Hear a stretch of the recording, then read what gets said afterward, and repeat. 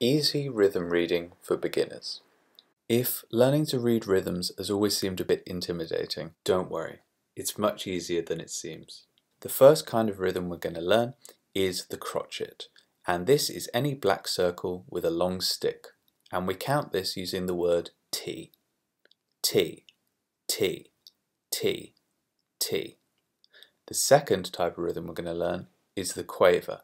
This is any black circle with a long stick with some kind of flick on the end. You could have a flick that joins into another quaver like this, or you could just have a flick on its own, like that. And the way we count quavers is coffee, coffee, coffee, coffee. So these two whole bars here would be T, T, T, T, coffee, coffee, coffee, coffee. The quavers go by twice as fast as the crotchets. This is what a semiquaver looks like. It has two flicks, or if they're connected to other semiquavers, two bridges. And the word we use for semiquavers is Coca-Cola, Coca-Cola, Coca-Cola, Coca-Cola. A semiquaver is twice as fast as a quaver. So let's put all of these rhythms together in one bar and see if we can count along.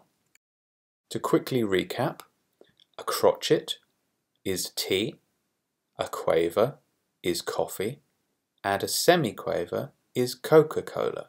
So this particular bar of music would go T, coffee, Coca-Cola, T, T, coffee, Coca-Cola, T.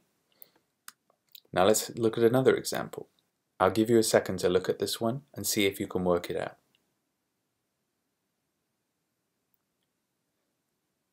Coca-Cola, coffee, tea, tea.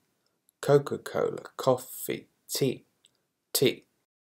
The other thing I really need to teach you are the rests. Now you can use the same words for rests, but when you say the word, you just don't play any notes. So this first rest here is the equivalent of the crotchet, and for that you would use the word T. These rests are the equivalent of coffee, that's the quaver, and these rests are the equivalent of the semiquaver, Coca-Cola. So I could count this out loud as T, coffee, Coca-Cola, but I just wouldn't play anything.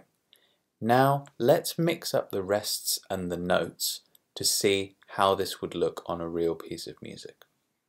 Okay, so here we've got the word T, playing a note there, followed by coffee, but we're only going to play the fee part of the coffee. So it would go T, coffee, and then we would play the note.